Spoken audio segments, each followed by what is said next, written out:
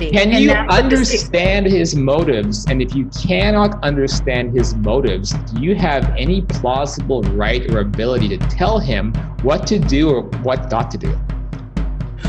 And if you can't read that and see the evil in it, like that's what's amazing is that like that's a big deal that this is part of a teaching in the umbrella of love and light. And I will ask people watching, you're a fundamental supporter of Abraham Hicks. Please justify this to me in the comments or on a message or on the Afterlife Topics and Metaphysics Facebook group about how this is justified and it doesn't in any way make one call into question Abraham.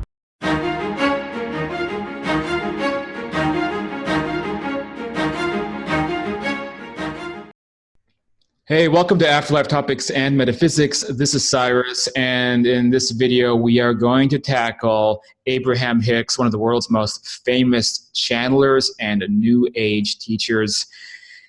And some of you guys are not going to like this video. Abraham Hicks has a staggering following, and people that I know very well personally, some of you guys, maybe some of you guys watching, are big Abraham Hicks fans.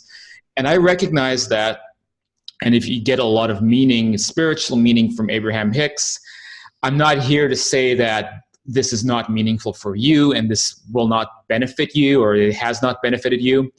But there has come to light some really crazy stuff regarding Abraham Hicks, things that she said which I don't think are forgivable. So we're going to focus on that as well as some of the overall elements of Hicks's teachings, which I think are really concerning and hit on a lot of the things that I have pointed out or criticized on this channel, really because I don't like to see people getting deceived or ending up in a bad spot because they are following something which maybe has certain undertones which maybe are not in your best interest. It's why we do this work at Afterlife Topics, and sometimes it doesn't, sometimes it means not necessarily making friends, but there's a time when you have to call something out for what it is. And again, there's some really shocking stuff that Hicks has said. And I almost want to just say that like this material, it can even be triggering for people who have experienced abuse, just talking about some of this stuff. So I want to give a quick heads up about that. So joining us today is Deanna Dawson, our own Deanna Dawson from the community from Afterlife Topics. And she is self-described recovering New Ager of the last about 15 years and once a big fan of the Abraham Hicks teachings. So Deanna, how you doing? Hey Cyrus, thanks for having me here. I think this is a really good conversation to have. And I think that there are a lot of people out there that even if they haven't openly started questioning, they are somewhere in their, in their psychology around this stuff. So I think this is good. For sure. So before we jump into it, so we're going to be looking at an article that came out a couple months ago about Abraham Hicks and shocking things that she said, and really kind of the article implicates a lot of, I don't want to say outright fraud, but just strange behavior. And then we can dig deeper into some of the philosophy, which on the surface, it can seem very nice, very beneficial. But if you dig a little bit deeper, there's some problems with that. Before we jump into that, Deanna, do you want to talk a little bit about your background, how you got into Abraham Hicks, and then maybe how you fell out of love with Hicks? Yeah, I think like a lot of people, for me, I moved to the Denver metro area, and this area is lots of this urban spiritual tribe of people. So a lot of this information was mainstream, metaphysical bookstores everywhere. And, for me, I had gone the path of traditional Christianity. It didn't work out, didn't feel right. I kind of spent a lot of my 20s searching, and then boom, I found this. It seemed like the perfect answer. It wasn't the traditional stuff. And it was, I don't know, just sort of seemed to answer a lot of questions for me that I really was seeking. And then many years down the path, early on though, of course, I found Abraham Hicks and, saw them in person and followed their teachings and listened to their videos over and over again, read their books, all the good stuff. And I would say that one day it just kind of woke up for me and said, this doesn't work. This doesn't work the way they say that it works. Now, have I manifested some amazing things? Absolutely, I have. I definitely believe that this is not all wrong. There's an application to it, though, that simply does not work out in day-to-day life. And I think a lot of people are frustrated and blaming themselves in a way that's really damaging. And that's why we need to start asking questions about this and diving into the material. So that's kind of how it happened for me. It just kind of woke up and said, well, for crying out loud, in 15 years, I should be seeing more evidence that this is true, right? Yeah, and I want to make it clear. I do actually think that the law of attraction is a real thing. And we've had guests on the show who have elaborated upon it. But there's, I think, a serious disconnect in how some of these concepts have been taught, and how what is ultimately like one metaphysical concept or rule gets turned into a religion. And in doing so, it forgets a lot of other factors. But then we haven't even touched on some of the strange, like moral relativism type areas that I often rant about in my books or on this channel. So I want to just point out, I want to make something clear before I bring up this article, which is that, look, I don't like hit pieces. I think hit pieces are, it's typically bad journalism. It's when something gets politicized that is not meant to be politicized. Is this article kind of a hit piece? In a way it is, because it doesn't really acknowledge how Abraham Hicks does help people in certain ways, how it could have some kind of benefit. It really is like all guns out takedown of Abraham Hicks. So I don't fully support that type of journalism. It's not completely impartial, shall we say. But the thing is, in this expose, it reveals things which are really difficult to deny. So again, to some of the people out there I know who are big Abraham Hicks fans watching this video, and people in the community, like some of this stuff, if you want to defend Hicks, if you want to defend these statements that she's made, you can come on this show. And I know one of you guys, one friend of mine has kind of challenged that already before this video came out. You're welcome to try to defend these statements, because I'd be curious kind of how to do that. And this concerns things Hicks has said about Holocaust victims, about RAPE survivors. I can't say the word because YouTube does not like certain keywords. I can say grape because that rhymes with what the word is I'm trying to say. So grape victims, and victims of 9/11. And so I think it's really indefensible stuff. And it should, as critical thinkers, make us have to question the veracity of what Abraham Hicks talks about. So let's bring up the actual article now. So this is a critique of Abraham Hicks and the Law of Attraction by B. Schofield, is her name. So let's kind of go over this. We'll talk about the different points that are brought up. So it begins, New Age guru Abraham Hicks has made many shocking and disturbing statements about RAPE, slavery, 9/11 victims, and can I say Holocaust? I can't say the D word. I can't say DEATHS, so I can say passings, Holocaust passings. She claims less than 1% of RAPEs are true violations, and the rest are attractions, meaning that we attract horrible things into our lives. Basically, to summarize this whole video, it's victim blaming. So she blames victims of RAPE for the RAPE that happens to them. Hicks believes slavery was the beginning of a journey that was better and part of an overall improvement in humanity. So in this case, she's empowering the people who commit horrible crimes because of the big picture.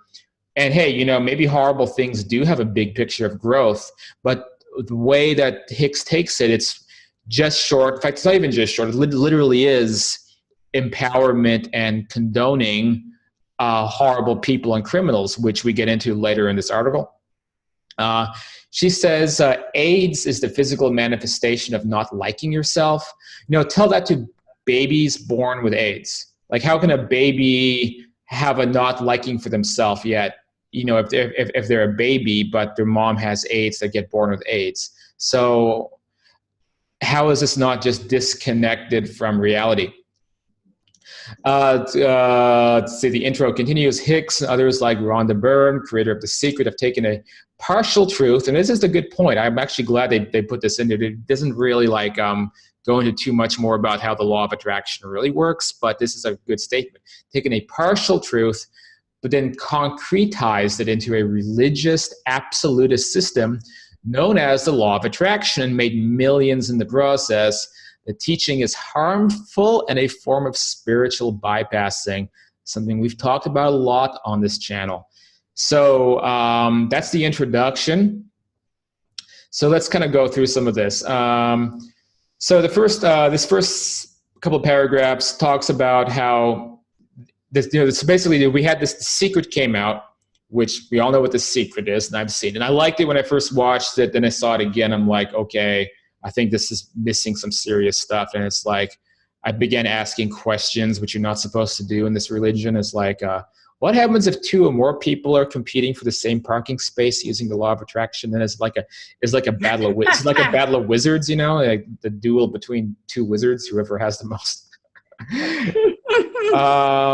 Anyway, so The Secret came out, and right away, I mean, we got to point out that this wasn't an innovative material because there was a book called The Strangest Secret from 1956, and you can see on the screen, like, it even looks like the font is pretty darn similar, even the colors are similar, and it was the same material. So it was just repackaged by Rhonda Byrne and from other people who were talking about this same stuff decades ago. And Abraham Hicks was in the original version of The Secret, but she had a falling out with, I guess, Rhonda Byrne. And so she got edited out of the cut. And basically they're pointing out that not unlike Rhonda Byrne and The Secret, Abraham Hicks also got their material from elsewhere. And one area that we point out is there was this group called Theo, or it was basically the same thing. So Abraham Hicks, right, Esther Hicks, and her husband Jerry Hicks, they were investigating sort of things in the New Age aisle, right? So there was Seth, there was Jane Roberts' Seth material, which I do like. I do think there's good stuff in some of the Seth teachings. And then she found this group called Theo, which was just like Abraham Hicks. It was a wife and husband. And when, basically when the wife began channeling Theo, and also kind of like a biblical sounding name, she changes her accent and begins talking about all these concepts. So basically they were attending these sessions with Theo, basically taking notes. And so the writer of this article believes that Abraham was an invention created through marketing. And so let's take a quick listen here. So this is Theo talking. So there's a lot of similarity here with Abraham. Of this vibrational frequency being refined in the physical body, as well as the energy that is about the earth, and that is this time fully implemented now. No, so unlike Abraham Hicks, so Theo didn't become mega millionaires. It was a private thing. And so the argument is that basically Abraham was a concoction of these different groups she was visiting. I don't know. I mean, I don't think it's a strong argument because, just because they were visiting similar people, it doesn't mean that she's not actually channeling something. It doesn't mean that there isn't validity behind where this originated from. They talk about Jerry Hicks' background at Amway, which was a multi-level marketing organization, that he was a motivational speaker, and he got all this training in positive thinking, and this married itself with the law of attraction stuff, and it's all this kind of culminated together to create this business, which was Abraham Hicks. So there definitely was a very capitalistic element behind all this. It's not just like she was just a mild-mannered housewife sitting around one day, and then suddenly she began getting visions of Abraham and began speaking the message, and then just magically, naturally, so many people loved the message, they began coming to her. Like that's kind of a mythology. It's not the way it really was. And it almost reminds me of, like, I've been to North Korea a couple times, and, you know, they have these mythologies about how, like, Kim Il-sung came down from the mountain and all this kind of stuff. But in reality, like, even in that example, it was kind of like this very carefully orchestrated thing. Well, in this case, in that example, like the Soviets installed the guy and they created this mythology. There is a little bit of a mythology surrounding Esther Hicks that it wasn't like this carefully planned business, but it was a carefully planned, organized business. And still, that's okay. Like, I'm not going to hate on that. The issue is the message. So they set the business up, and what became the content of that business. And based on all the evidence, based on these statements and the stuff that Esther Hicks has said and still says, like, I don't think that there is an accurate spiritual message here. I think that this is like pseudo-spirituality. So let's go ahead and scroll past some of this and get into the meat of some of this material. Okay, so shocking and disturbing statements by Abraham Hicks. Before we go further, Deanna, was there anything you wanted to add? You know, when you were talking about at the beginning where they talk about, like, just to have this in the back of our mind as we're going through this, assuming, like, let's just play the devil's advocate that all of this is true, that it's all true, that in fact, down to the RAPE, to the, you know, babies being born with shocking illnesses. Let's say it's true. We attracted that. One of the things that I want us to percolate is, how does that help? How does it help to know that? How does it help if it were true? Does it do anybody any good? Does it help in any way? Right? Like, so just to have that kind of on the table to consider as we go through the types of things that they suggest. Sure. And to go back to some of the previous points, I wanted to quickly show that, so the author of this article, you know, she's making a pretty strong argument of, is this she, B, is B-E a male or female name? I should have probably looked it up. I think it's a woman. I don't know.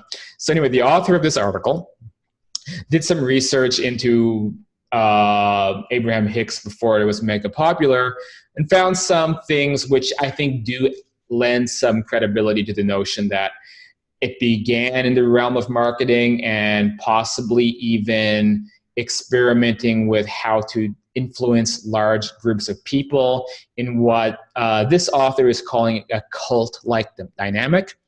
I'm hesitant to call Abraham Hicks a cult, but this stuff, it does make us wonder, maybe there is an intentional cult-like motivation behind at least the inception of Abraham Hicks. Okay, so this was on YouTube, rare footage of early Esther Hicks, when basically she was experimenting with what would later become the Abraham Hicks empire. And she had a very different tone, which was based on authoritarianism.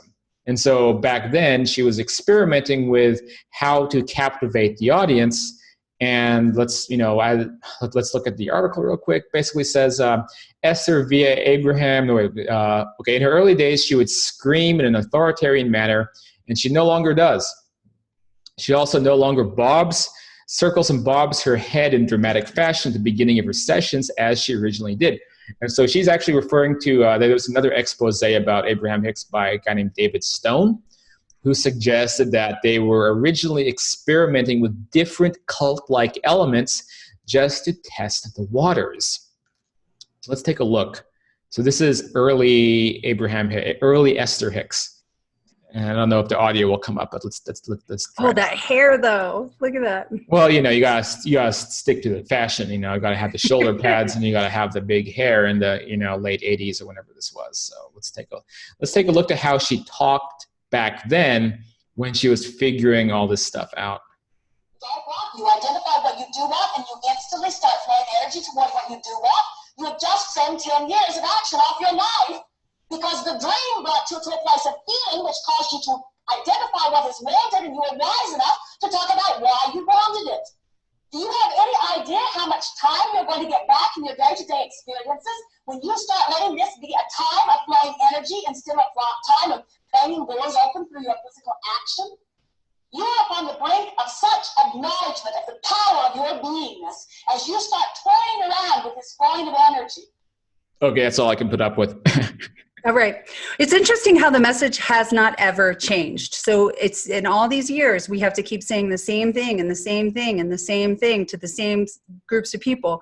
Like, where are our groups of people now? We should have examples of people who have wild examples of how this worked for them by now, instead of just needing to go back to the material and re-hypnotize themselves that this is the way, this is the truth, this is the light, you know? Like, that's interesting to me that the message doesn't seem to evolve very much. Yeah, I mean, where are the wild examples? Because I know people who do become very successful, and I do think their thoughts, their intention plays the role, but they almost always have like a major commitment to the kind of work that they do. And they work really hard too. Yeah, I literally know like law of attraction junkies who seem to never have money or success. And I'm not even being hyperbolic. Like I knew a lady back in Los Angeles who was a law of attraction, Rhonda Byrne, like major advocate. And she was going to seminars and doing some of her own lectures. And I was helping her with a book that she wrote and like helping her edit the book. And she really couldn't even pay anybody anything. She had no money. And she just always keeps saying, oh, it's going to happen because I'm manifesting it. I'm manifesting it. It just takes a while for the manifestation to happen. I don't think it ever happened. And eventually I excommunicated her out of my life because like I usually do in like 2015, I left to go traveling the world as I tend to do. And she took over my room while I was gone, and which is fine because I had a great, a very affordable place living in Los Angeles. And she ended up basically taking advantage of and stealing from my my landlady, who was basically like family to me. And so she ended up resorting to basically theft, and then she turned like really nasty and hostile, negative. And she was working as a writer for the Huffington Post, and she was writing like some really awful, like weird stuff. And somehow it was getting published, God knows how. And eventually she started like freaking out at me and calling me all these names, and I didn't even know why. And so I excommunicated this person out of my life. But she was the biggest advocate of not only Abraham Hicks, but The Secret, Rhonda Byrne, all this stuff. And I just keep thinking back about that lady. It's like where's the exam? Where's the good case studies of this stuff? Because of really, really successful together people. Like this, and who knows which come first, the chicken or the egg? This community in general is rife with mental illness. What I've also seen, stable people become mentally ill down this path. Oh, really? So you were heavily involved in this path. You saw people coming in okay, and then they exited out the back, and then they were crazy? Yeah, because these ideas are crazy making when you think about it, right? So if the ideas are suggesting that if you want, like we'll use Abraham Hicks terms, if you want what's in your vortex, you've got to not respond to what's happening to you, but stay in alignment with what you want. Okay, so I can't pay, I lost my job, I can't pay my bills, but don't look at that. Don't look at that. You need to look at what you want. But to successfully do that, I have to have a break with reality somewhere. So either, if I can successfully do that, like nobody can really successfully do that. So then what happens is, especially if the problem is big enough, then what the teaching is that if you can't successfully do that, you're the cause, your vibration is now causing all of the negative things that are going to come to you. So instead of figuring out a plan, you're going, how do I vibrate better? How do I, it's crazy making. To the other end, what seems to actually manifest mental illness faster than the negative stuff is when things go well. And when things go well and people go, look at this, I'm so amazing, I've created these amazing things, and it's all because of my vibration, that actually seems to cause people to spin out faster than even going through the tough stuff, because ultimately tough stuff is humbling and it's going to make you dig deeper. But when the stuff is good, that's when it gets interesting, and I've seen people spin out very quickly there. It's this, yeah, it's crazy. I'm sorry, go on. Oh, no, that's it. It's just that the entire notion of this teaching is crazy making. Yeah, because I mean, what'll happen is anytime something positive happens, that reinforces what Abraham Hicks said. Oh, it worked because I won $100. Look, I just manifested it. I did that. Look at me. I'm amazing. I just manifested it. And there's this ego game that happens. It activates this weird part of us that gets really checked out of reality very fast. And then what happens next? I lose compassion for you, Cyrus, because I know what I know about reality and about manifesting. And Cyrus, poor you, you just don't get it. That's why you're struggling right now. Right, because okay, I'll throw this in. We haven't gotten to the really awful quotes yet. That's going to be the next part of this video, but I'll throw this in ahead of time. So with Abraham Hicks material, I don't hear much about empathy or compassion for other people. And now I want to know, because you are so well versed in Abraham Hicks, and I'm a little bit, I used to watch the videos, and like I got like a really bad, like I was watching her videos a lot in 2013, and I liked it for the most part, but I also got like an intuitively bad feeling. I kind of stopped watching it, and my intuition typically does not fail me, and it looks like it also succeeded again here. But I want to ask you then, because you've watched a lot more stuff, and honestly, it's okay if she has, because I want to give her a fair chance too. Does she talk about like empathy or compassion for other people? Is there something I'm missing? Yeah, I mean, they address it, but the way that they address it is so if I'm your friend and we're talking and you're going through a really rough time, I want, the longer I let you talk about your problem, the more I'm enabling you to be in the energy of the problem. So as your good friend, Cyrus, I need to show no compassion for your problem, and I need to get you rerouted. So when you see people do this crazy thing, which they do, which is, I can't hear that, oh my gosh, I just have to go, this is too much for me. Like, because they fear that by hearing about your problem, now they're going to be in alignment with your issue, and they don't want that for themselves, and then they're going to not be a friend to you and an empathic ear, because they're going to think they're enabling you. So it completely shuts down genuine human connection. The whole idea. Well, and I feel like I've seen this with people heavily wrapped up in this community, because I suddenly feel like I don't have an intimate connetion with them. I can say this about the lady I talked about from Los Angeles, and then other people I've known as well, who are heavily involved in this. There's this, I mean, also like in Afterlife Topics, 'cause people come to the group all the time, and sometimes we have problems with certain types of people. I'm the main moderator, so I'm spending all day, if I have to kick people out of the group, sometimes I have to kick people out. But like sometimes somebody will come in and who's like has this new age insensitivity. That's what it is. It's an arrogance. So somebody will say, hi, because there's a lot of people who are widows and widowers in the group, and that's part of like why the group exists, because I know it helps people like that. And they're like, I lost my husband, I lost my wife, I lost my child even. And then once in a while, like you'll get somebody who comes out of this camp, they'll come in like, they have this kind of passive aggressive tone. It's like dear child, dear friend, brother, sister, I'm so sorry to hear that you manifested this into your life. However, we can find what you did wrong, and we can figure out how you can get into a new flow state or a new vortex, so that you can create a better life for yourself in the future. Namaste. They'll say something like this. Oh, love and light, love and light. Yeah, love and light. And it's the classic new age passive aggression. And of course, I don't, if you see how we moderate the group there, I'm less likely to delete the post as I am to like basically confront the person in the comments. And I'm sure everybody has seen my huge responses to these types of people.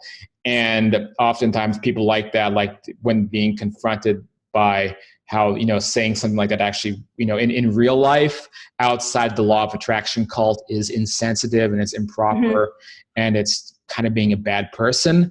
Like they kind of shamefully, they slink away, they'll leave the group, and you won't hear from them again. Yeah, so I just want to throw that out there. Yeah, no, it's terrible. It's really bad. I think the New Age has done a lot to eradicate compassion in the name of love and light. And that's something that I think we have to take personal responsibility for when we're choosing which dogma ideology we're going to ascribe to. And that's on that note, I mean, it gets back to what I talked about before on this channel. I'm pretty sure, like, you began watching this stuff from, you were directed here by Dan from the Overwatch channel, right? And I think that's also a theme on his channel as well. It's kind of the false light religion type of situation. The darkness that's hidden in these religions. Yeah, and so we think that this is all about love and light, but then it's like it's been very carefully constructed philosophy that you may really be following a system that is pushing you toward not only darkness, but like weakness and an ability to be manipulated by other forces. And if that's the case, I mean, that puts a whole different dynamic on this material, because it's like who or what is it serving? And and the perspective here is I do the astral travel work. And when you're an astral traveler, you all the time appear in this venerated, great, holy place, which is the afterlife, right? And I've had hundreds of experiences, and you meet all kinds of characters, and they're not all love and light angels. You meet freaking random weirdos, just like in this world. That's a big revelation when you're involved in this area. Is you start to find like, boy, it really is a jungle. A lot of the mediums who have been saying this for decades were right, that it's a freaking jungle out there, because you can be on the astral world and meet freaking weirdos. And that right there says a lot, that this other dimension that we venerate, has like creeps hanging around, and really great people, and like higher entities and angelic people and all this type of stuff. And then you go down the wrong, like literally, not even speaking metaphorically, you go down the wrong street and there's a bunch of weirdos. So that, and we don't vet that, right? So we're here in these dense bodies with very limited knowledge. And what concerns me the most about any channeled community, Abraham Hicks being no exception, is that we don't vet what they say. We're like, a spirit told me, spirit said, spirit, as if all of spirit is one perfect entity. And if you can look out the window of this world and say this is run by perfection, we're not looking at the same world, right? And then they'll say, it's an entity. Spirit said that we have to go through horrific challenges for this reason. It'll be something super generic, and we'll go, okay, like, you guys, we need to ask questions of this stuff. It's a messed up version of actual spiritual principles, and there's a lot of material which I like, a good amount of Swedenborg stuff, silver birch material, actually some of the Jane Roberts Seth material, which this article says that probably accurately that Abraham Hicks is a dumbed down for the masses version of Seth. But because if you look at if you're studying near-death experiences, if you look at things, I said the D word, near passing experiences. If you look at things from like the macro perspective, you can say like all these horrible things. If you look on the big picture, we're all still evolving to something greater. And these bad experiences are making you into a greater version of who you used to be. And this happens in our own lives. Bad stuff happens to you, and you look back on it and you're like, wow, I know I wouldn't have traded that because it makes me into the person I am now. And that's kind of like basic philosophy, and that doesn't even have to be from the metaphysical angle. That's kind of how life is. But that doesn't mean like we should then be like thanking the person who abuses us. because that's the direction that the false light religions go. So they take a real like idea, a real concept that many of us learn in life, and then we take that to this weird extreme level where it's like, in fact, we should be thanking and congratulating the person who did some horrible thing to us, and we should be empowering that sociopath also, because according to these people, when you DIE, when you transition, you are immediately an all-knowing, perfect love and light being. And this is this is the thing I've been ranting about since my first book. Because what this does, it gets the worst people, it gets the worst criminals off the hook. So they so suddenly you can thank, your rapist who did something horrible to you, and because it was a lesson, and they incarnated to do that thing to you, so you can learn this and that, and then they will leave this earth, transition, and become a perfect angelic light being along with you. You get to laugh joyfully in pure bliss, and it's so delicious, to use her words, right? Being able to reunite with the criminal person, because now they're also a love and light being.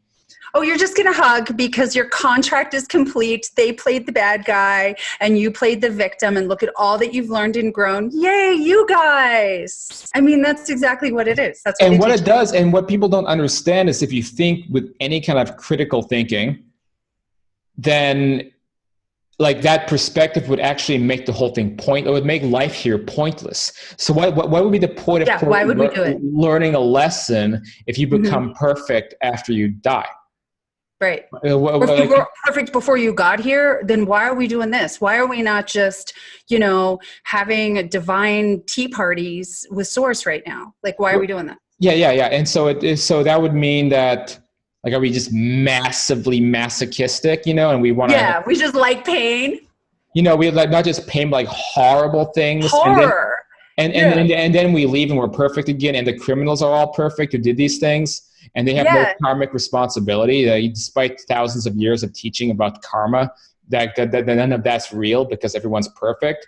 Like, it almost sounds like if I were an evil entity and I wanted to trick people into joining my side. This is what I would teach them. This is what I would teach them to get recruits. Like, that's pretty, right. Yeah. So with that out of the way, let's finally... by the way, you guys, you are watching Afterlife Topics and Metaphysics, where we piss a lot of people off with this kind of material, and I'm probably going to get flooded by now with dislikes, and Abraham Hicks fervent supporters, to say the least, are going to come after me with the fury of love and light. They're going to show how compassionate they are as they send me hate mail, which I already receive sometimes about other topics. So anyway, but you are watching Afterlife Topics and Metaphysics, where we attack these things from these perspectives, and maybe you like what we're saying, so please go down, hit that subscribe button, like the video, and share the video. Maybe there's people who are really into this stuff, they needed to hear this alternate perspective, and we're not putting people down who gain a lot of satisfaction and meaning from these teachings, because there's truth mixed in with some of the really bad stuff. Yeah, this is not all bad. There's a lot of good in here. That's the thing that makes it confusing. Yeah, and there is good stuff that you can hear a snippet of Abraham Hicks, because when you just get the snippet of Abraham Hicks, like, I'm a big fan of self-responsibility, and that's like what she teaches. It's like, take responsibility for the things in your life so that you can direct them into a new course. And that's great, and we need to do that. And that is, in some ways, like an antidote to certain like New Ageism. But then it's like, it begins like that, and then it kind of like devolves into almost the opposite of that. But it's like, okay, you're manifesting all these things, so you don't, I don't know. I mean, I don't think she says don't do the work, but the way it becomes presented is, victim blaming and avoiding responsibility. So it's like, it starts off self-responsibility, then it's avoiding responsibility, and then losing empathy and blaming people for the bad things that happen to them, right? So there's good stuff, and then when you delve deeper, like, there's really weird, disturbing things. So that's what we'll get into now. So shocking and disturbing statements by Abraham Hicks. I'm gonna read some of this off, and there is a video. I'm not gonna play it because probably the compassionate priests of love and light will attack me with copyright claims if I actually play any more of her audio, so I can't do that. And YouTube will freak out because she says the RAPE word, so I can't play the video. But let's read stuff. And I challenge those of you guys who just believe that she can say no wrong and do no wrong, because Right. Lord knows she'll never admit that she said anything wrong, because in my opinion, she's a massive narcissist. So she's never going to say, hey, I messed up, or this wasn't really channeling. I think this is my ego talking. Like, she'll never say that. So the followers, because you can't gain power by admitting mistakes, at least not as easily. So the people who are big supporters of Hicks believe she can say no wrong and do no wrong. So if that's what you believe, then I want you right now to try to defend these statements. Okay. Hicks says, and I'm not even going to say Abraham says, because I'm not so sure Abraham exists. I do think that this is probably her subconscious or her own ego, that's the origin of this, or maybe it could be a real entity. And I think if it is a real entity, God help us, because I'm not so sure what alignment it's on. Right. Anyway, so let's read some quotes. It is less than 1% of the actual RAPE cases that are true violations. The rest of them are attractions and then a changing of intention later. So RAPE victims, rape victims, are less than 1% are actually things that happen against their free will. So if you are raped, then you're to blame. Like, they do realize that not all RAPEs are happening as a result of two people who know and like each other and somebody just changes their mind, right? Like, there's a lot of violent situations where the person really didn't consent. Like that, it's like, oh, everyone's just on a date having a lovely time. Yeah, Like, what happens? What happens when? Yeah, I mean, I just think about. I'm not even going to go there. Yeah, there's a lot of examples that we can pick up of. Okay, so as this man is RAPING, it is. I'm already just. It's so cringy just reading this first part of this paragraph. It's bad. As this man is, you know what? An example in the audience, a member was asking a question about this and talking, kind of hitting her with some hard questions like we're doing right now. And then when she's put on the spot, and this is what you get. As this man is RAPING, it is our promise to you, excuse me, this is a disconnected being. It is also our promise to you, the one he grapes is a disconnected being. And once again, even if that were true, if you just experienced this on the receiving end, how would this help you? It doesn't help you. This would make the trauma worse. It would make it more entrenched. It would make it deeper to go, honey, you just attracted this.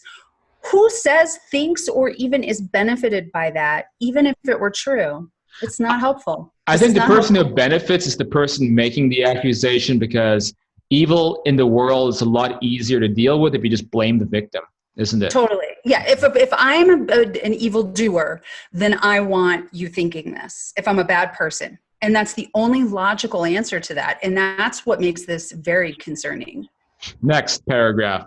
We believe that this subject of RAPE is really talking about the mixed intentions of the individual. In other words, should I do this in a Hicks accent? In other words, yes, she was wanting the attraction. she was wanting the attraction. She was really wanting all of it. Whoa! She was wanting it. Yeah. Let's think about all these children. Come on, like she was she was asking for the RAPE. It must have been her short skirt. Anyway, so she was really wanting all of it and attracted more than she bargained for. and then as it is occurring or even after feeling differently about it. Really? Mm-hmm. So that's a very compassionate take about. You know what sounds like said that? Like a very, like somebody who's never experienced it, somebody who wants to plug into the patriarchal conservative viewpoint about what RAPE is. Like that's such a tiny viewpoint of the whole picture. Trafficking, children, abuse, like the whole, you know what I'm saying? Like that's so silly. She thinks because, well, what is the statistic? Okay, so there is a statistic like 60% of women have some kind of weird, like 50 Shades of Grey fantasy, right? And so she thinks that, oh, well, maybe because, you know, from her own vantage point, like she used to be into a little bit of 50 Shades of Grey kind of stuff. And so one day her intention just got a little bit out of hand. And then, you know, she met this man who was like really rough with her when they got back to his place. And like this is like what this privileged woman thinks that the topic is. Exactly. Like this isn't even touching what that topic really is, who it really covers, and how prevalent and horrifying worldwide it actually is. And remember, but every single human trafficker and all these people, and also Epstein and Pedogate in Hollywood and all of this. YouTube is probably going to censor me for saying Epstein because they're also in bed with him. But yeah, you know, so all of this, these people are also all on soul contracts, you know, so they don't have any karmic responsibility because they're helping humanity too. Just keep this in mind. Like MS-13, when they're out capturing little girls, it's a soul contract in their. She asked for it. She was in vibrational attraction with this experience. Yeah, I mean, she's 5 years old, but they all happened last year at Christmas. She was really spoiled and she had all these negative thoughts, and when she was asking for it. Yeah, I'm probably just asking for it. So, okay. So a woman asks Hicks during a talk how she could have attracted being sexually molested as a little girl. Hicks responded by saying that we all create our reality, and that early contrast, such as suffering, is a way to accelerate spiritual growth. Okay, so here we go with the big Abraham Hicks talk. I'm talking really fast and in an accent, so that means that I'm channeling and it's infallible. So no one ever wants to hear that they're the creator of their reality when things are not the way they want them to be. But we cannot say you are the creator of your own reality sometimes, and sometimes you are not. Everything that comes in response to your vibration. Okay. What people mostly don't realize about the creation of children is that children are offering vibration even when they are not offering words. You pick up your vibration from those who surround you, from what you hear. You pick up your vibration and you offer vibration. It's the parents' fault if something bad happens to their kid. It's not just their fault, it's yours too. So why would some child with all of this innocence negatively attract? We say because you came forth thinking you had free will to think. You don't have free will, bitch. And you would not give up your free will to attract wanted or unwanted vibration by having someone else making all the decisions of what should come to you. Also, you hit the ground running, and there isn't anything that causes streams to move faster than early contrast. There isn't anything that puts more into your vibrational escrow than early experience. There also isn't anything that puts more trauma that you cannot successfully heal in your lifetime than these experiences. That's the problem with this, is that it doesn't take into account that we're like super infallible. We're very fallible. And when this stuff happens to us early on, our lives are screwed up. And we don't come back from these things a lot of the time. And so that's also something that we need to consider. Also means that like when Epstein or Epstein, maybe I should mispronounce his name so I don't get censored, or who else? There was the Dutch whistleblower who used to work in Dutch finance and was taken to sex parties involving children he claims that they would sometimes murder the children, and sacrifice them in like satanic ritual abuse. So when these people are doing these types of things, actually, you know, it's a blessing for the child because they're experiencing early contrast. Yes, they're experiencing early contrast. And that's the part of the teaching of the New Age that is so dangerous, is that it really lets very dark things off the hook. Don't look over there, you'll just create it. Look over here at what you want, not these bad things. No. Yeah, don't give power to it by looking at it. But then when it does happen, it's actually a gift for the victim. And so why not do it, you know? And then think about the positive spiritual ramifications of like sacrificing a child to Beelzebub, or, you know, what this thing that the stuff that literally these people do on the deep state level, which, you know, we know through insiders, this is real stuff that happens. But hey, it's okay because Abraham says it's okay. That's right. Mm-hmm. Okay, so when responding to a question, Oprah's radio show, and we all know, you know, I'm sure billionaire Oprah is a pedestal of morality and not part of like weird, like deep state stuff at all. When responding on the show about how the law of attraction would lead to a young girl attracting her own RAPE and MURDER passing, Hicks responded by saying parents don't teach their children how to think properly. And they are influenced by the negative thinking of the adults around them. She told Oprah, if they are listening to the guidance within, they could not comfortably ever settle on the thoughts that would lead them to attract something unwanted. Okay. It's 5-year-old Paula's fault. What was also surprising was Oprah's complete lack of response. She said, okay, and moved on. Oh, God. Right. Hicks has also claimed that protesting RAPE or RAPISTS is what actually attracts it. Right. Yeah, because you don't give energy to it. She says standing on pedestals protesting merely spreads it outwards. Hicks also says that unless we can understand a RAPISTS's motives, we have no right to critique him. Oh my God. So this is a long cluster FUCK of an Abraham Hicksian mess. So I'm just okay. I'm looking at the bolded parts. She says, most whoever who have had that sort of experience will not allow themselves to look at the positive aspects and would rather gather together with others in groups and talk about the injustice of it. Like, how dare people speak out? Let's talk about the positive aspects of that time that I was at that party and that guy shoved me in a room. What? So as they're involved in this trauma and disconnectedness, they spread disconnectedness and future RAPE outward. Wow. Where is your time better placed? A boring RAPISTS? Joining panels that scout them out and persecute them? Poor rapists. Or is your time better spent in finding the harmony of your own vibration? Do you have the right to eradicate a rascal? Yes, you do. Rascals.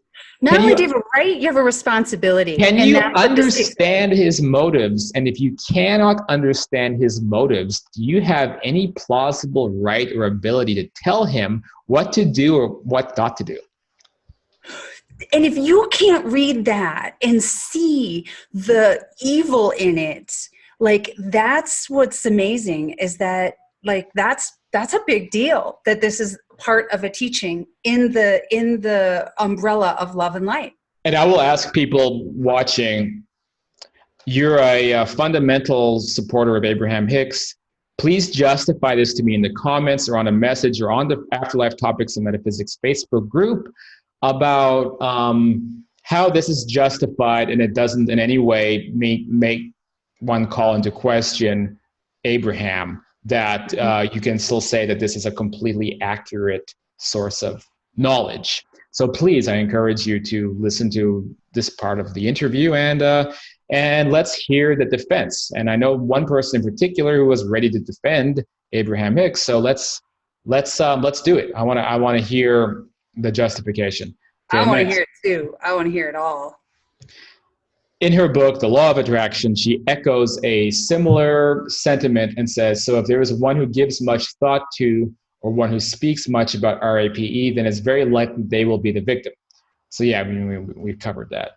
So this is the next part about race and slavery. It's almost redundant to go into this because we know what she's going to say, basically saying slavery was part of the improvement of humanity.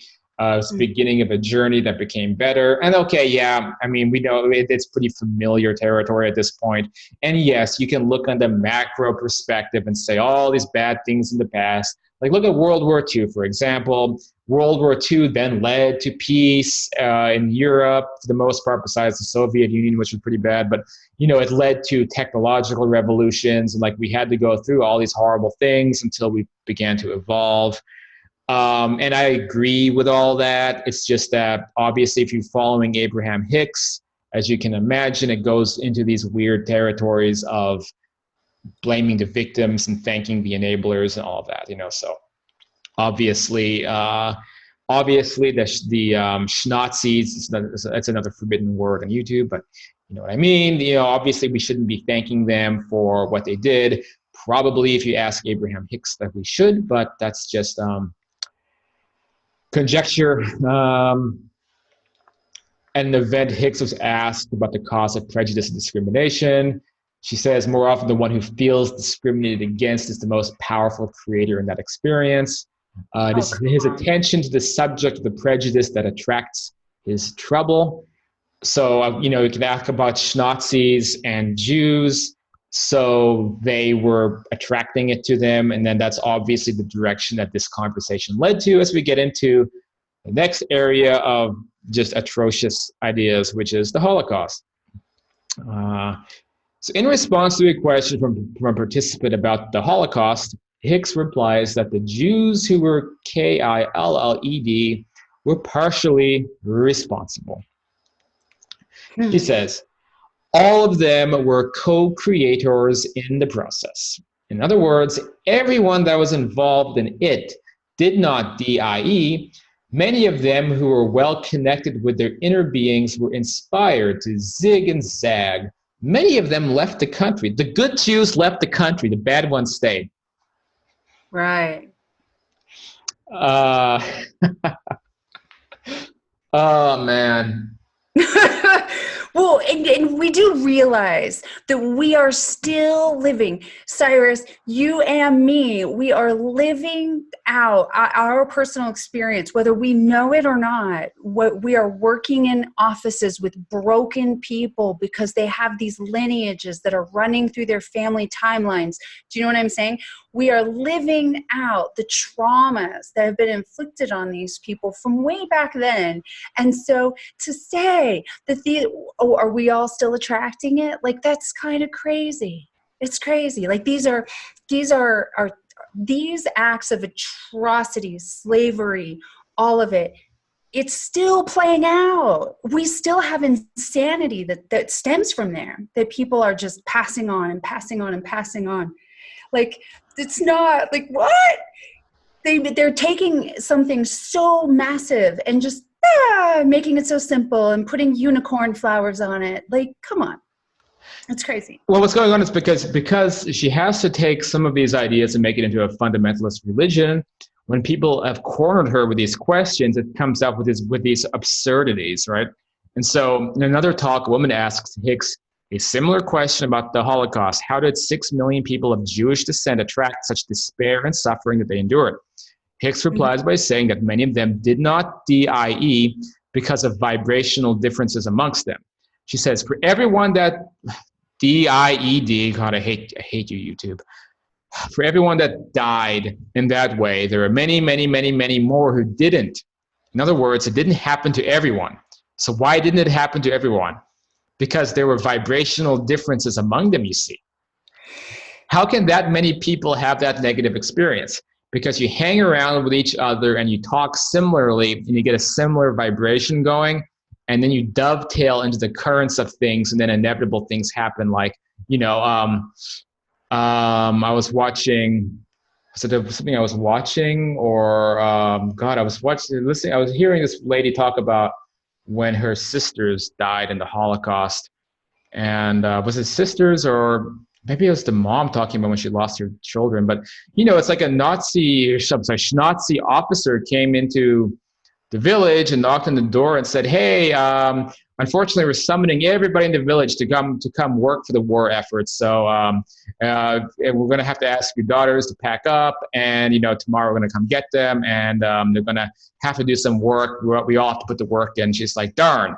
And so, her daughters didn't really think much of it, like, "Oh, I guess I'll spend my summer doing some kind of stupid labor for this new government."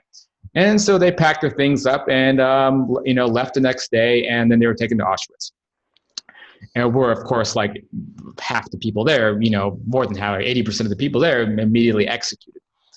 And so that whole series of events, that's often how it played out. It was a result of those girls who were like, adolescent girls attracting the energy.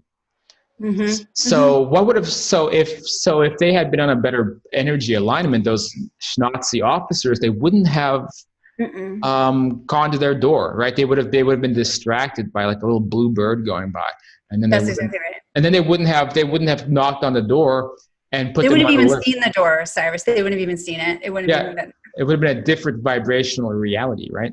That's right. And then because they were adolescent girls, one, we could probably blame the hormones for their erroneous thoughts. Yeah. But also the parents. Let's not forget that the parents, they must have been injecting negativity in those households where those girls got picked. Yeah, of course. Now the universe just makes sense. We can understand bad things that happen to people. Totally.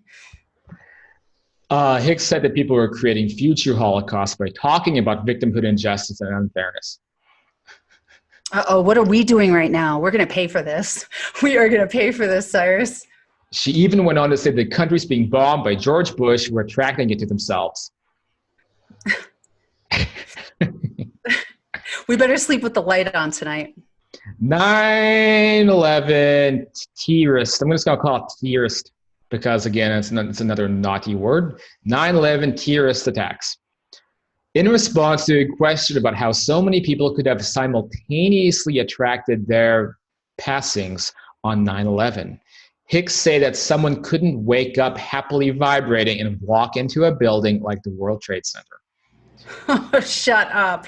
It's been written about the people who called in sick that day. Wasn't a lot of them. So that's concerning that we had that few people vibrating in a happy enough place not to walk into a building. And here's the thing is because if you did have like an intuitive psychic ability, you wouldn't have walked into the building, right? Because some people have that ability and people practiced it that day. Kids were drawing pictures of 9/11 before it happened. Like it was resonating in this way even before it happened. It was a big deal. And some people knew it and they didn't, they left or they quit their jobs. There's a lot of stuff about this, but it doesn't frickin' mean that it was because they were on a happy vibration. It means that they had a psychic power, which we talk about. We know that stuff is real, and they were able to avoid this horrible thing from happening. It had nothing to do with being on a positive vibration. It had to do with applying like an intuitive power and knowing not to be there. And it doesn't put blame on the people who were there. It just means that some people had some foresight about it and then they didn't show up. There are people that would have lost their jobs if they called out that day, right? Like if I had, like I'm a single parent. So if I have a corporate job, I have to try to be at that job come hell or high water, period. Whether I'm feeling it or not feeling it, right? And there are people that were probably one call-in away from losing their job. Well, they died that day, most likely. You know? And do you think that Esther Hicks would have been above that? I mean, I don't think entitled corporate, kind of person she is. I mean, God, so she's better than everybody else. She would have known not to come in that day if she was working there. She'd be like, I'm just floating on the high vibration. Ew, my vibration is a little bit off today. I don't think I'm going to go to work because I think something bad is going to happen. I'm just going to float over here and do something else. Yeah, because corporate managers, they are all in when you call in with that. Mm-hmm. Oh, yeah. Very supportive, very supportive. It's amazing the world we live in now. Mm-hmm. She also stated that one could see clearly how the law of attraction applies when looking at all the factors. So when you think about the World Trade Center and you acknowledge there's been a target before, that there have been experiences. Okay, so there was an attack on the World Trade Center like in '93. But then that some who are there are offering some similar vibration around that. So she's basically saying that there had been a previous terrorist attack on the WTC, and that should have clued everybody in, right?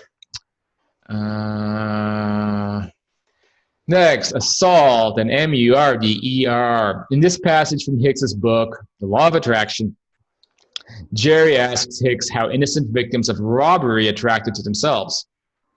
Excuse me. Jerry, I can understand robbers being attracted to those they're robbing. It's difficult to see innocent victims as they're called. As they're so-called victims. Oh Freaking victims. Abraham, but they are just the same. The assaulted and the assaulter are co-creators of the event. Oh, come on. Come on. In a video, Hicks also blames people who are MURDERED for attracting their own passing. Every passing is self-inflicted because every death is self-created. No exceptions. Even if someone comes up and puts a gun to you and makes you pass, you have been a vibrational match to that. Interesting. Well, and it's one of these like weird things where in my area is like, is it possible that this could happen? Yes.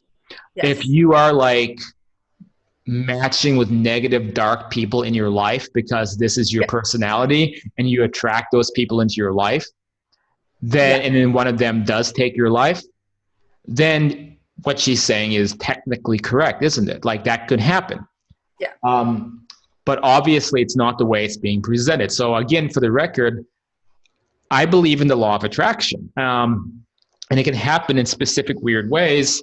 I was talking to the Andrea Ziarno guy on his channel, and he talked about his first experience manifesting a Heineken beer. I don't know why anybody would want to manifest a Heineken. Of all things. But, I spent the next couple of days, I was flying from Spain to the UK. So I spent the whole time, half an hour on the airplane meditating on a Corona with lime. Right? And so I land, I'm meeting up with this kind of girlfriend of mine in London.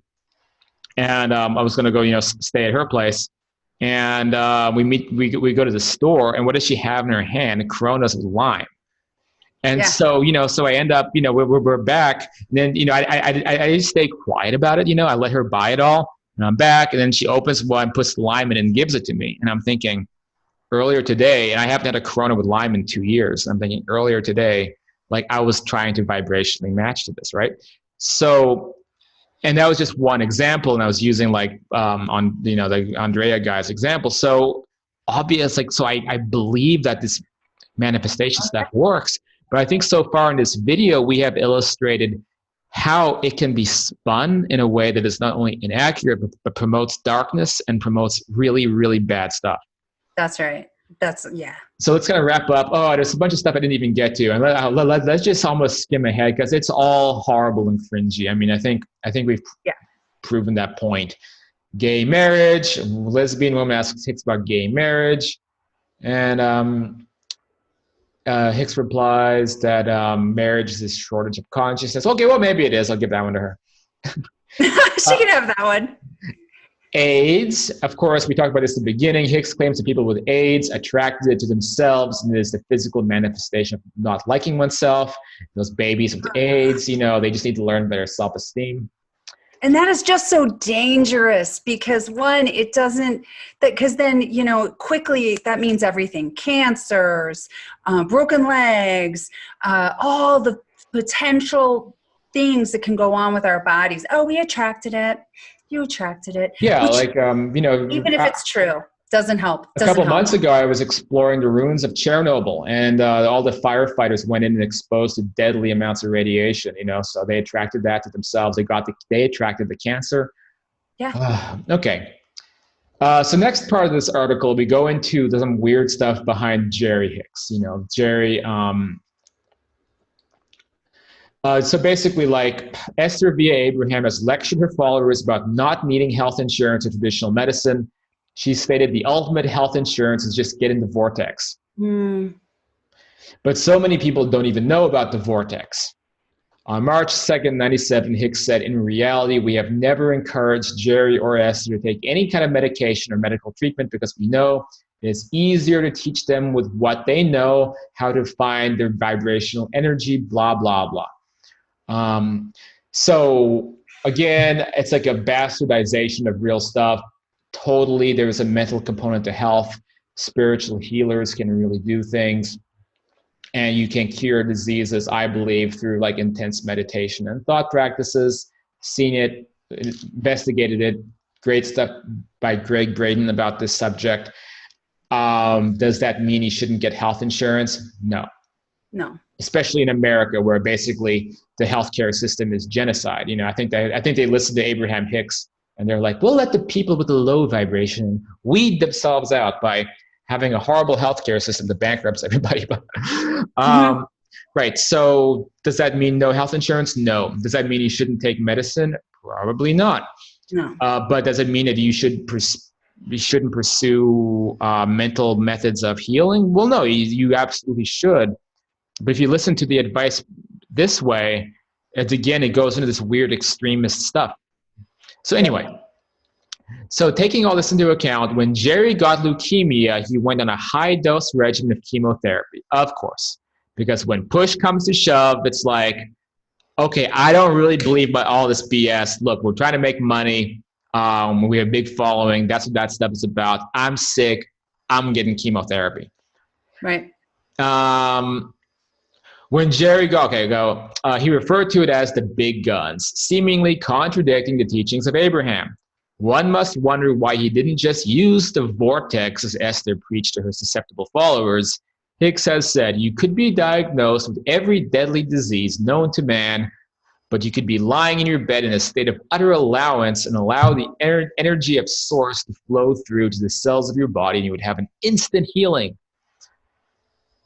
It kind of sounds, it really does sound cult-like, but it kind of reminds me of like Heaven's Gate, was like, how do we transcend and join the spaceship behind Hale-Bopp Comet? Well, drink this poison. We'll instantly, okay, that's a little bit of a stretch, but the point is it's like promising these things which will instantly deliver you. Right. So next, the article goes into some the secret presenters' disturbing statements.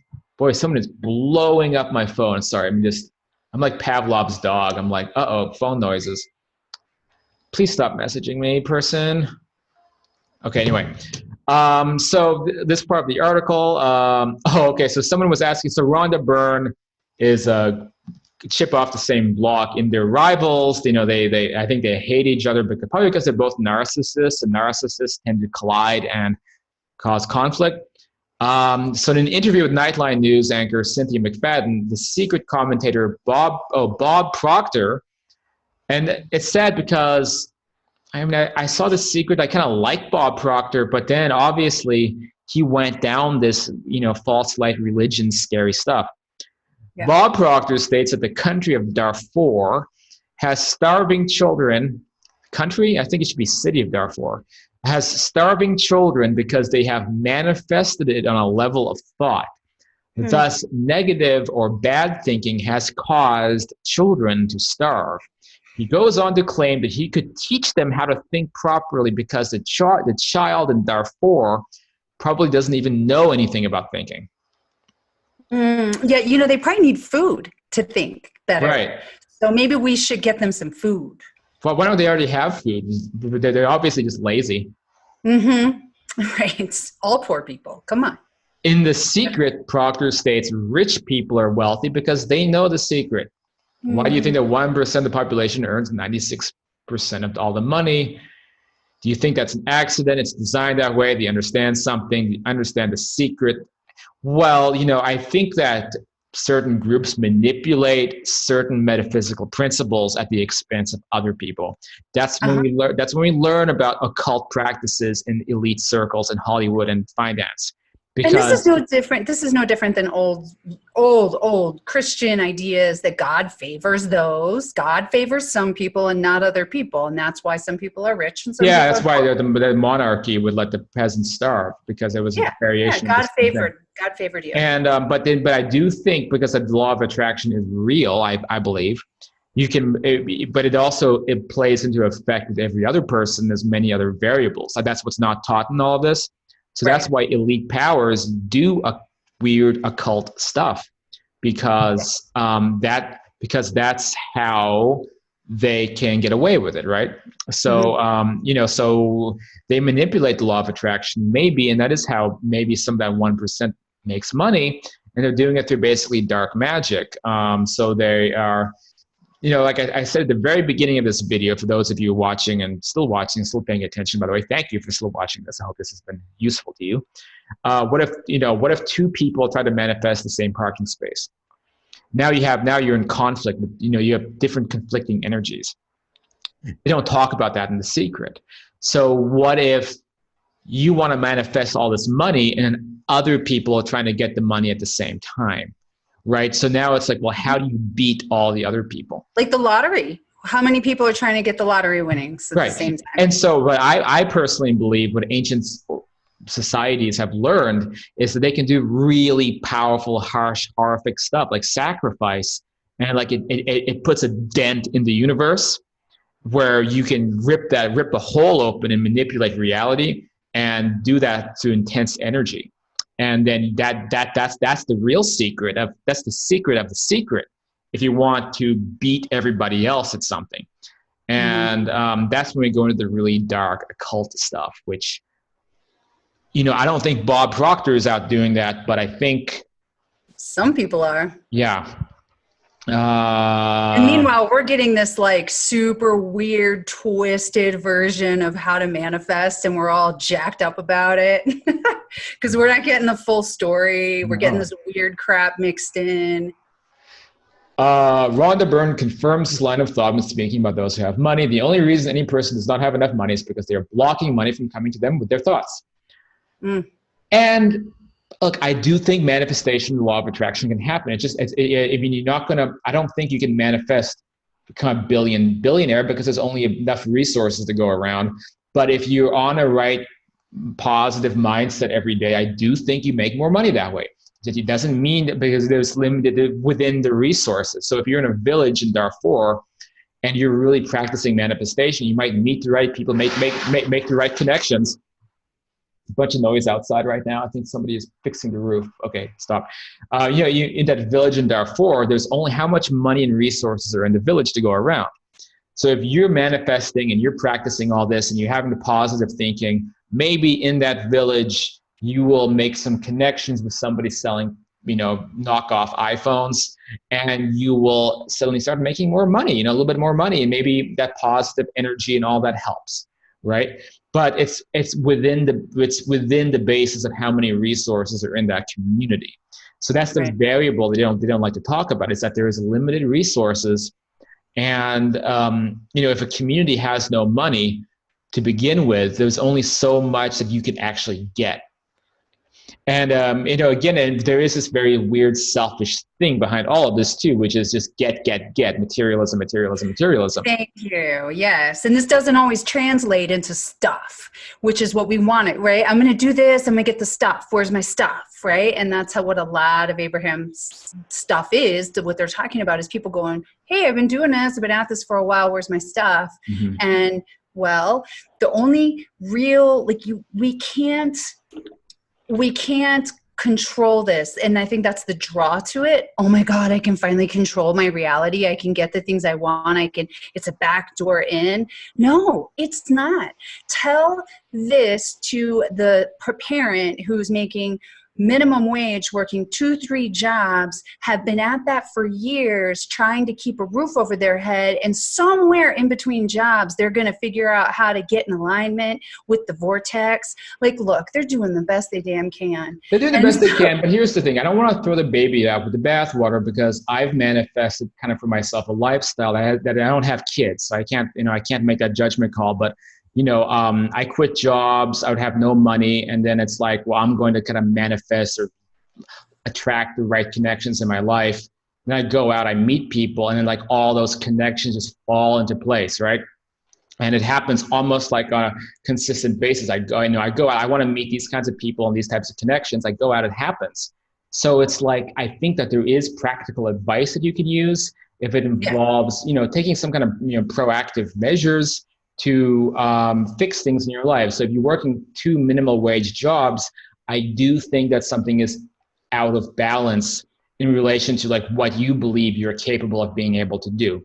Because if you were to expand that horizon and even think in a way about yourself that you fully believe that you can make more and you can accomplish these things, I mean, those are people who do become more successful. You can become more successful. You can use your thoughts, how you feel about yourself, to propel you forward, and then you can attract opportunities, and successful people do that.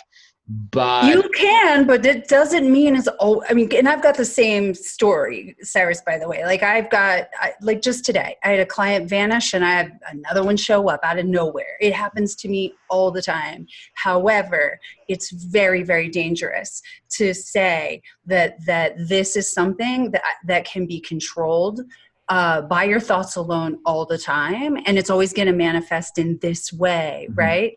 Like, we do want to be in alignment, and we do want to be in I think what happens, we get in alignment with certain groups with certain intentions, and then you combine this with higher powers that maybe want to help you out a little bit.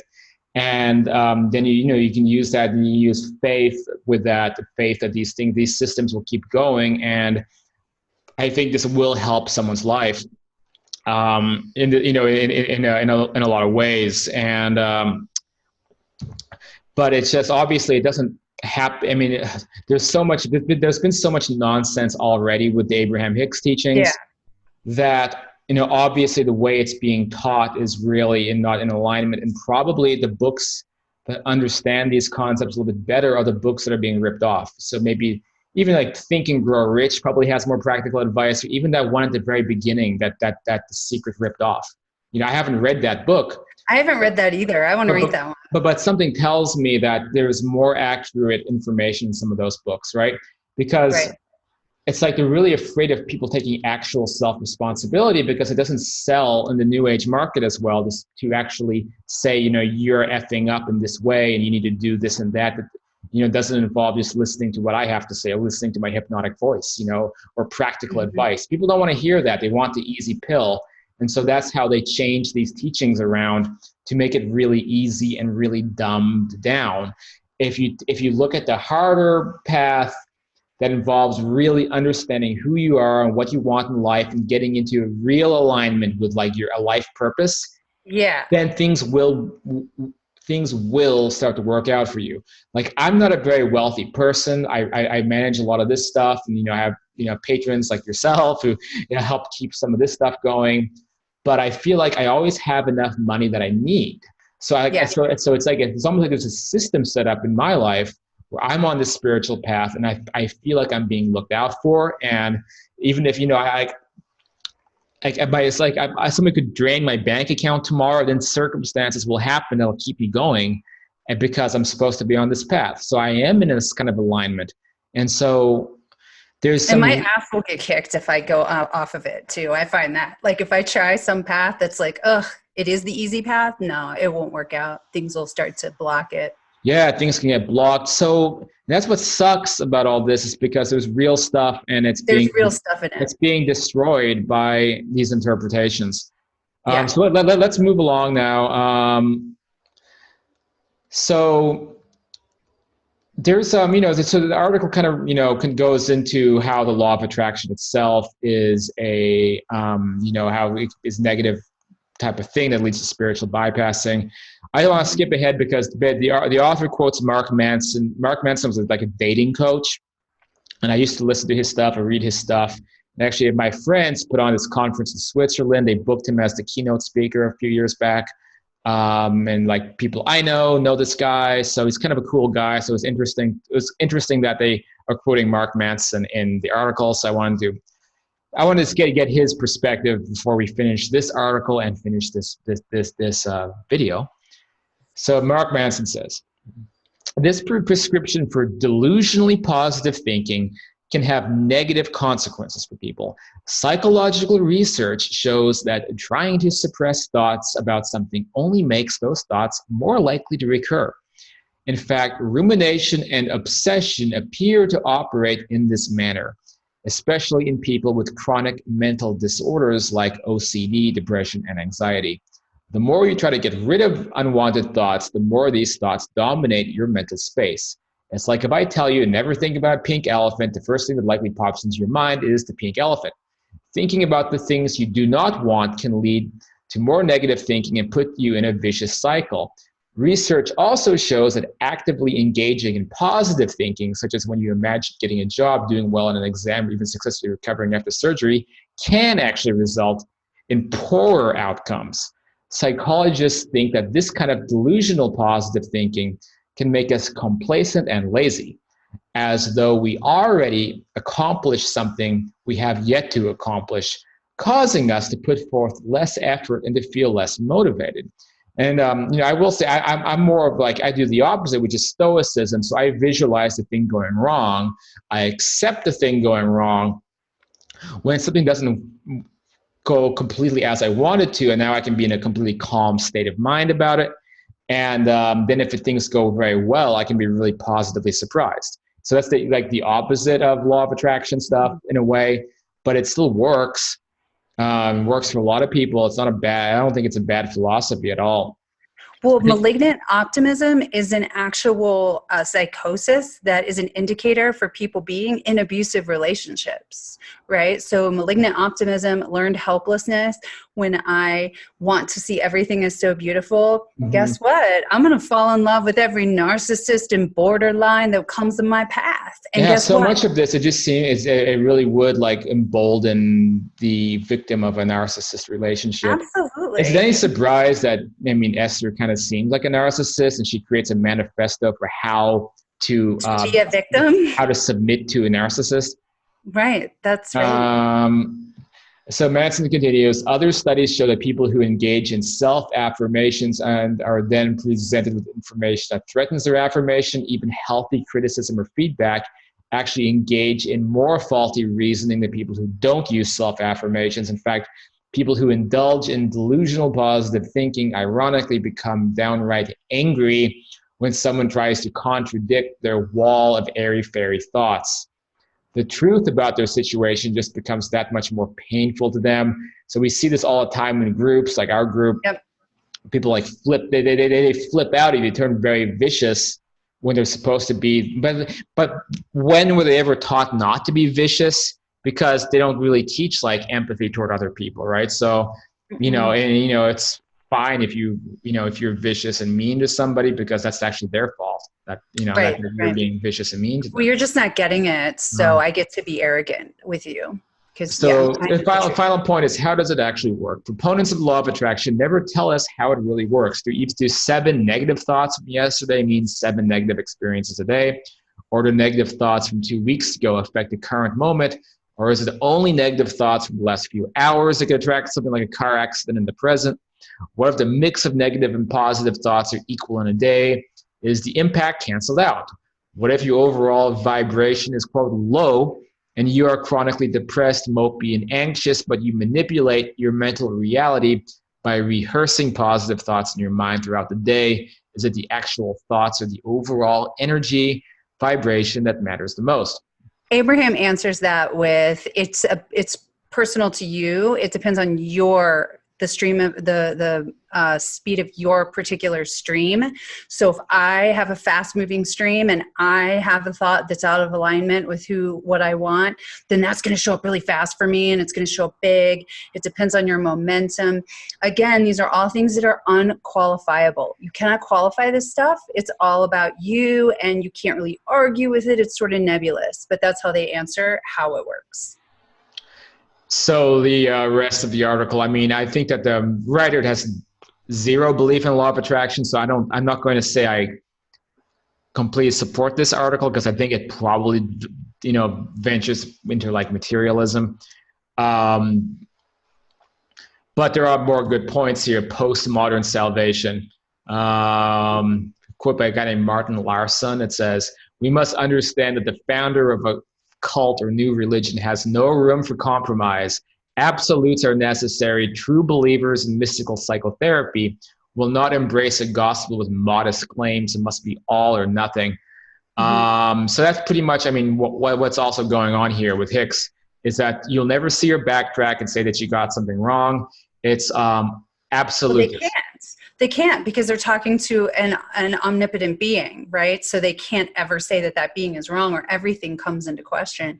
I mean, and by the Merriam-Webster definition of a cult, it fits. And when you see how people cannot question it without becoming so intense, I mean, like, give them their Kool-Aid, because they are really should be questioning look, stuff. I mean, look, some people read my books, and there's people in the group who are fans of my work, and is anyone out there like, don't question Cyrus? In fact, I'm actually fighting with people all day in my own group. It's like, it's a place for like critical thinking or evaluation. Well, you asked for that. You're like, question me. Like, come on, like, question this. So what I find creepy is the idea of like something cannot be questioned. So if I wanted to do that, so I'll say something here, like, I'm kind of a channeler.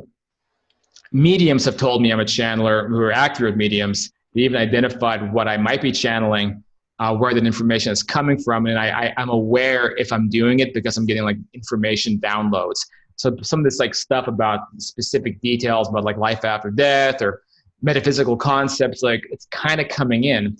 Thing is, I would absolutely just not feel good about myself if I was using that to give myself some kind of authority. Because even if I am channeling some information like on this channel, or not to be redundant, channeling on the channel, even if that were the case, like, I think it would be really manipulative to say, well, you can't question what I'm saying because it has a higher authority, because I don't know what the hell I'm channeling.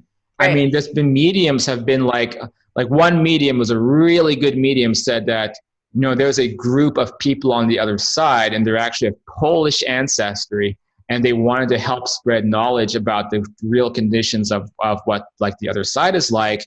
And they were looking for like a person who's receptive and has a, could create a big audience to feed information to. And that person is you, Cyrus. I'm like, very interesting. I don't know who the hell these people are, if that's even accurate. And that medium got everything else right. So, I mean, this could be right too. But still, it's like, I don't know who or what it is if I am receiving information like that. And I don't know if they're completely right about everything. And I don't know what is my own thoughts. And I don't know what this group might be feeding me as well. And I don't, even if they're like a higher dimensional being, like, quote, Abraham, that doesn't really change things for me, because even higher dimensional beings can be wrong about stuff. So I think channeling is this sort of process of you're receiving information from somewhere, and then then it's going over your own mind, and it's kind of like you're a relay point, and then you're adding your own thoughts to it as well, hopefully, and that's kind of what it is, right?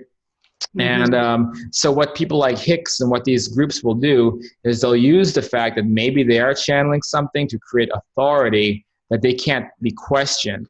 And then they'll use a kind of psychological pressure to manipulate people into not questioning or not using critical thinking. And part of this is the whole victim blaming narrative. So if you question what they're saying wrong, it means there's something out of harmony with you. So basically, Okay. so like Scientologists do the same thing. I used to be a big critic of Scientology on their groups, on discussion groups like 20 years ago. And they would say the same thing. It's like, if you criticize Scientology, then you are a suppressive person and you're part of the problem. And so what I see with Hicks material is kind of the same thing. It's like, oh, it just means that your vibration is off and you're not manifesting like we are. And so it creates this loop where you can't question, you can't criticize it because it's channeled, it's from a higher source. And if you do, it's because you're the out group and you're not part of the system. And then you should be pushed, you should be cast aside. And so we see this happening, and I see it with the fans of Abraham Hicks who react the way they do when the material gets questioned. So there's a big cultish element. I wouldn't go so far as to say it's a full, complete cult.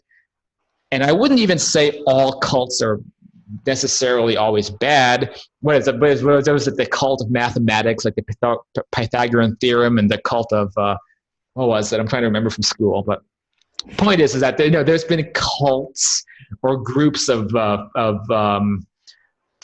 like orders of thinking that have arisen that have actually been of benefit, and that's an interesting rabbit hole to go down. And I don't know if this even is a cult or not, but there's these toxic elements that make me think of, this is the end result of a narcissist trying to control large amounts of people and kind of making stuff up as they go along. And I want to have one more point I want to say before I close. So I didn't even get to one of my major issues with Abraham Hicks, even before I saw this, unbelievable expose, which was they had really, really bad information about the afterlife. So that's the main topic around here. We talk about, life after death. And so there was this ridiculous video by Abraham Hicks who said that somebody asked, so what is life in the non-physical life? Because she references like Jerry Hicks has now joined the non-physical, like referencing her husband, or she references an afterlife, but she doesn't know what an afterlife is. Because they ask her, like, what is this non-physical you speak of? What is it like? And she's like, well, in the non-physical, although you cannot see because you have no eyes, you cannot hear because you have no physical ears, you cannot speak because you have no physical mouth, you can sense all around you with what we call the sixth sense. And so it painted this really weird picture. You can't touch things, you can't taste things, you can't see things, you can't hear things. You have no form, and there's no like tangible existence. So you're just an essence, and that's what the afterlife is. And probably you can guess how I feel about that idea. And that's when I really knew that like this whole bag of information is basically, nonsense. So that's, that was before I read this article, and then all this stuff came out, and it's just like, wow, this is really bad. So that's it on my side. That's the article. That's the expose. Deanna, do you have any last thoughts you want to share about this whole mess? I think it's just, as we grow in consciousness, I think for a lot of us, we landed on this path. It's not a bad path in a lot of ways.